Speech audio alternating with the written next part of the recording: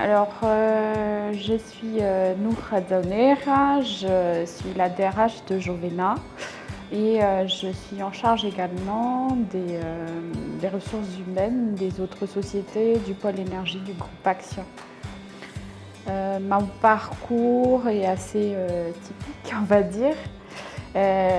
D'abord, je tiens à préciser que Jovena a été mon premier employeur et le reste encore aujourd'hui. Donc j'ai commencé chez Jovena en tant que stagiaire. Quand j'ai fini un parcours de marketing et commerce, ce qui n'a rien à voir avec ce que je fais aujourd'hui. Et donc au sein de Jovena, j'ai vraiment tout appris. J'ai fait beaucoup de terrain, c'était au moment du lancement en quelque sorte de la marque parce que c'était juste une année après la privatisation. Et donc on avait beaucoup d'activités dans les stations et en tant qu'assistante marketing en ce temps, je faisais de tout. En ce temps aussi, on faisait tout ce qui était sponsoring, karting, rallye et tout ça, donc c'était beaucoup de boulot. Au fur et à mesure du temps, je commençais à organiser en interne tout ce qui était événementiel. Donc les team building, les sorties et tout ça. Et c'est là que j'ai découvert une autre passion que je soupçonnais même pas, les ressources humaines. Et j'ai cherché des formations partout et j'ai trouvé une formation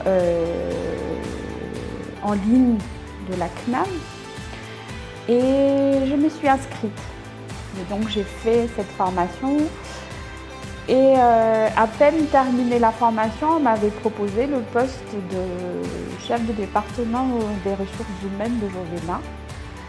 Et donc pour moi c'était une occasion à saisir, une grande opportunité, un énorme challenge parce que je ne m'attendais pas à ça, mais je pense que la confiance, c'est la première chose qui était vraiment marquante dans mon expérience et ma relation avec Jovena, on va dire. Et donc voilà, ça y est, j'ai commencé à travailler dans cette partie. Donc en tout, mon parcours ne s'est pas encore arrêté, je ne pense pas que ça va s'arrêter. De toute façon, comme on dit toujours, la vie, on apprend dans la vie et la vie en elle-même est une formation. Donc, moi je me dis, je me pose juste quelques temps, mais si je trouve encore quelque chose qui m'intéresse ou qui me passionne, pourquoi pas.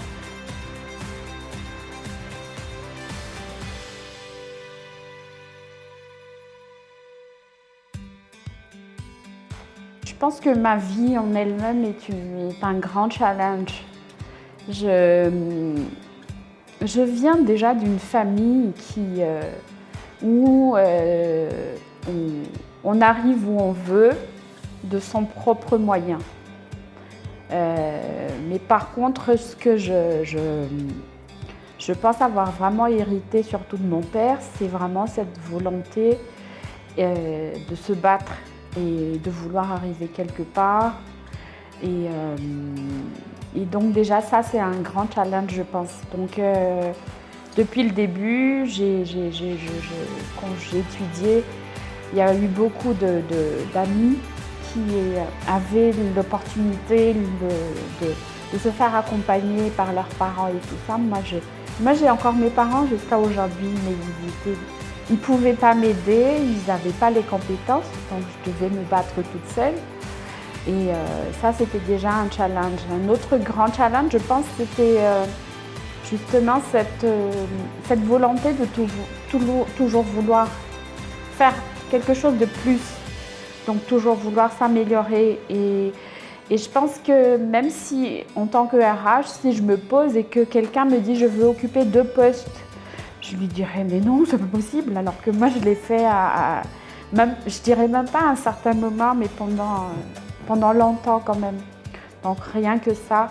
Après d'avoir décidé de reprendre les études à 2 reprises même, en même temps continuer à travailler, ça, c'était très dur.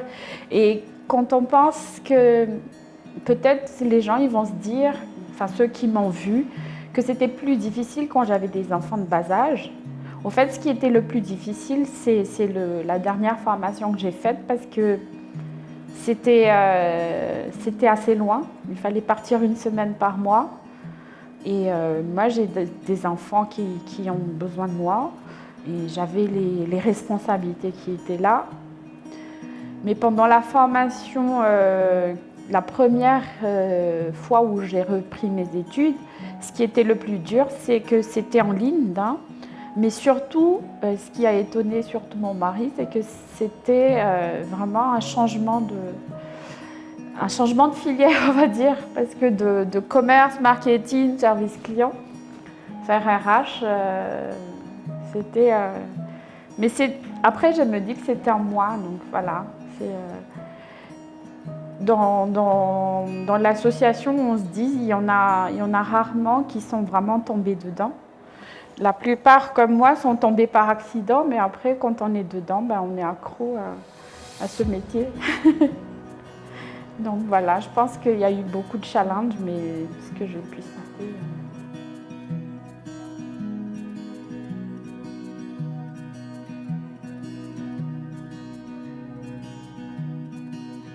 Alors justement, c'est ce que j'ai dit tout à l'heure, c'est beaucoup de concessions, beaucoup de volonté.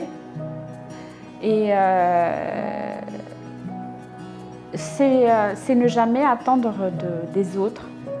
C'est toujours se dire, c'est ce que je veux, toujours savoir où je veux aller, qu'est-ce que je cherche exactement, savoir bien sûr pourquoi je fais ça, se fixer des objectifs, mais on ne peut pas attendre des autres. C'est de soi-même que ça doit partir. Après, quand ça fait mal, on se dit de toute façon, c'était moi qui le voulais. Et quand on réussit, c'est là que c'est encore mieux parce que, bien sûr, on se dit, je l'ai fait toute seule. Donc ça, c'est vraiment, pour y arriver, c'est vraiment ne rien attendre des autres, toujours vouloir faire quelque chose de ses propres moyens. Bien sûr, les autres, ils sont là pour aider d'une certaine manière.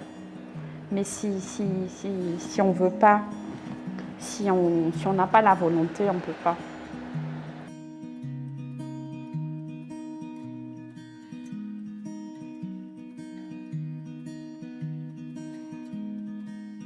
C'est un métier comme un autre. Je dirais c'est un métier comme un autre parce qu'on va au travail tous les matins, on rentre le soir, on a nos objectifs, on doit rendre des comptes, on a nos équipes et tout ça. La vraie différence pour moi, c'est vraiment la partie ressources humaines, la partie relations humaines. Et ça, je pense qu'au bout d'un moment, je me suis rendu compte justement que c'est ce que je voulais toujours faire. Parce que j'aime vraiment être en relation avec les gens. Et j'ai un très grand cœur. Par contre, il y a des moments, même mon équipe ne comprend pas quand je leur dis pour ce genre de dossier, on laisse son cœur à la maison. Donc on doit se faire la différence, on doit savoir où s'arrêter. Mais être DRH, c'est une passion d'abord. Et puis après, c'est le métier en soi, c'est vraiment s'occuper de ses collaborateurs, des ressources humaines de la société, mais vraiment dans le sens propre du terme.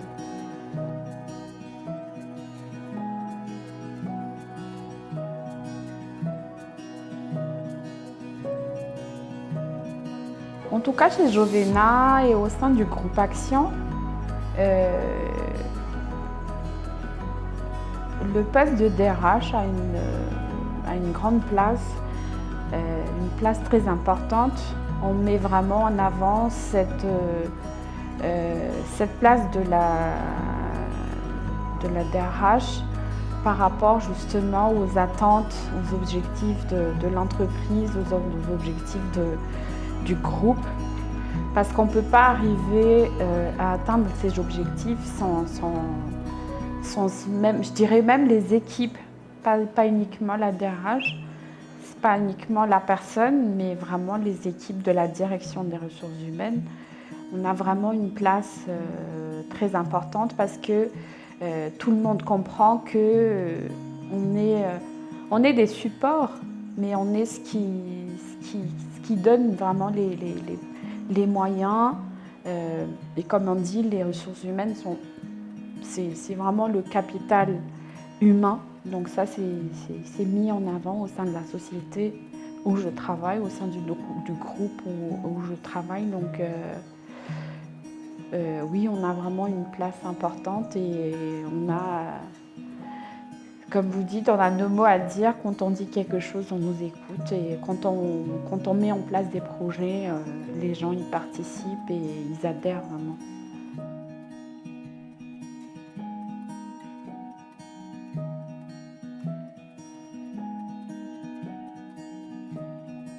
Alors, moi, je ne balance pas ma vie personnelle ou professionnelle.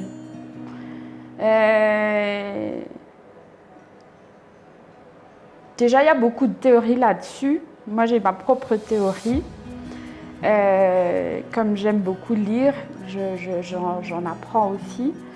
Mais pour moi, c'est pas justement, on ne bascule pas d'une vie personnelle à une vie professionnelle. C'est vrai qu'on dit qu'il faut une certaine limite, il faut savoir faire la part des choses et tout ça. Pour moi, je préférerais plutôt dire je marie les deux. Parce que si je n'avais pas fait ça, je ne serais pas là où je suis aujourd'hui. Si je me disais je ne pouvais pas emmener du travail à la maison, ça veut dire que je ne pouvais pas aussi emmener mes études à la maison.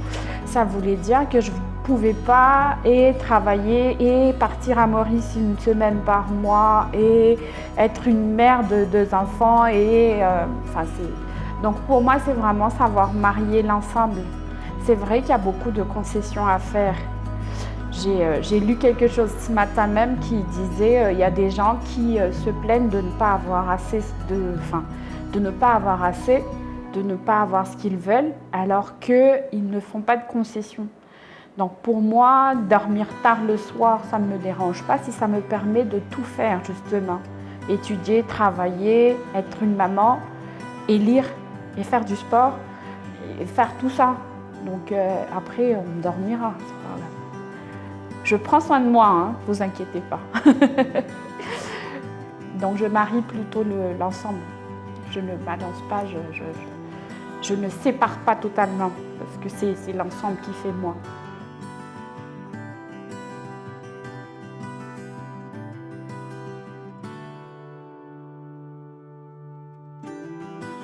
La définition du mot succès. Quand on définit un objectif, qu'on se donne les moyens de l'atteindre.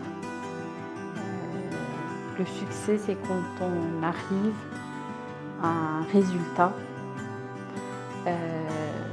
Parce que le résultat, parfois, n'est pas exactement ce qu'on s'attendait. On n'atteint pas forcément à 100% ses objectifs. Mais pour moi, quand on se donne vraiment les moyens et qu'on arrive à un résultat, quand on n'échoue pas vraiment dans son projet, là, c'est déjà un succès. Après, il y a plusieurs niveaux, je pense, de succès. C'est mon point de vue.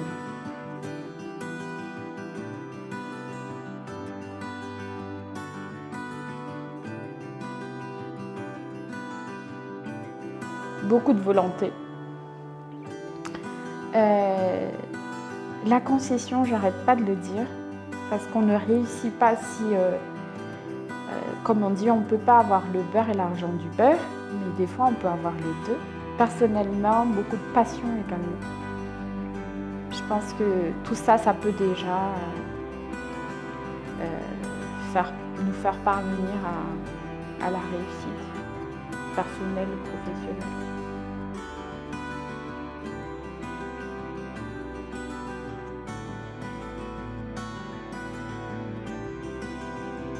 suis assez matinale. Je fais du sport chez moi. J'ai un coach qui vient chez moi. Je fais un peu, pas professionnel, mais un peu de kickboxing.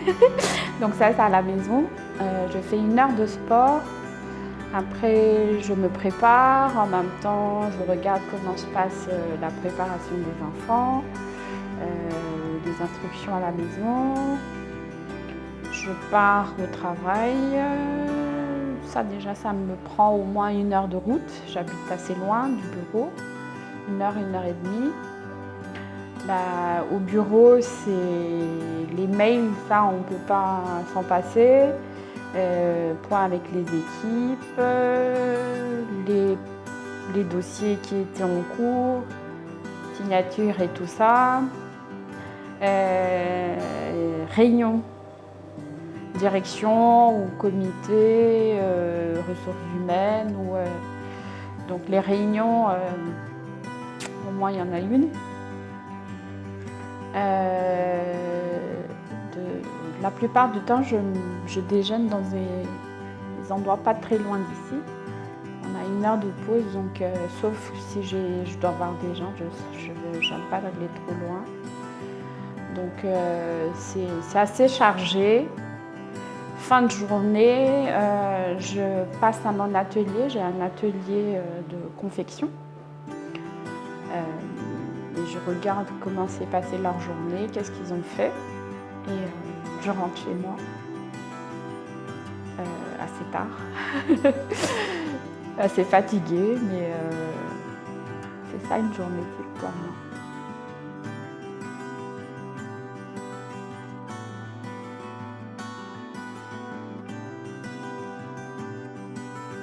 J'ai plusieurs projets en dehors de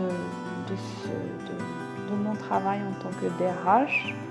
J'ai une société qui est dans la confection, tenue de travail, linge de maison et tout ça. J'ai des employés là-bas. D'autre part, je suis agricultrice, donc je cultive du riz. Je ne sais pas faire, mais je fais travailler des gens et ça leur donne en même temps du travail. J'ai une petite ferme pour des poules pondeuses, en fait. On a essayé aussi de faire des poissons, mais avec ce temps, ça n'a pas marché. Donc je ne sais pas si plus tard ça marchera. Je suis très passionnée, j'aime bien faire des choses. Donc oui, je suis aussi entrepreneur en air bandit.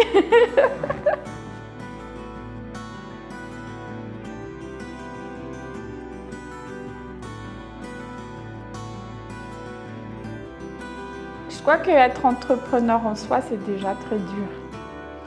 Et je crois que c'est parmi les raisons pour lesquelles principalement, je reste encore employée de société. D'un côté, déjà, je suis vraiment passionnée par mon travail.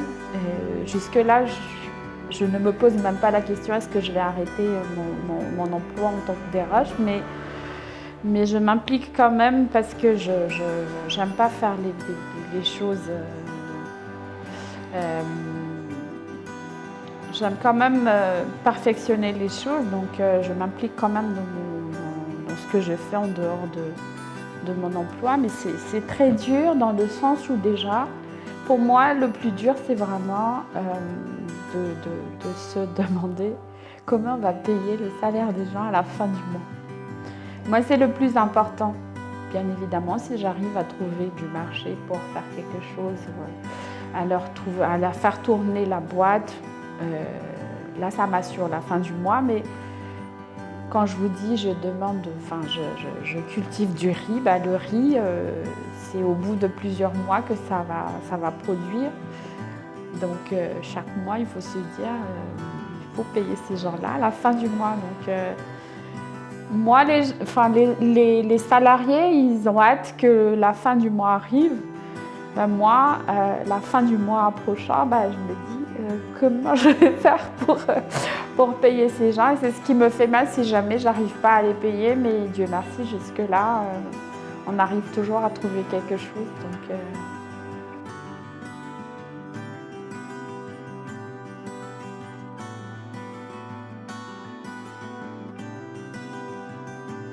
moi, je ne suis pas une personne qui abandonne.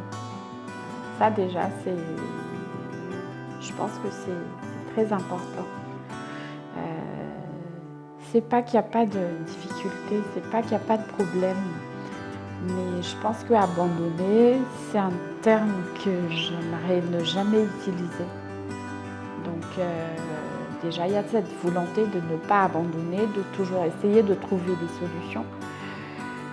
Après, ça peut être très ambitieux, mais je me dis, à chaque fois qu'il y a un problème, il y a toujours plusieurs solutions. Donc, essayons juste de nous poser, de trouver quelle est la meilleure solution ou quelle est la meilleure option. Parce que des fois, c'est juste un juste milieu. Ce n'est pas forcément la meilleure solution, mais c'est ce qui est le mieux pour moi ou pour mes employés, donc selon les circonstances. Mais ne jamais abandonner, toujours chercher. Abandonner, ça ne devrait pas être une option.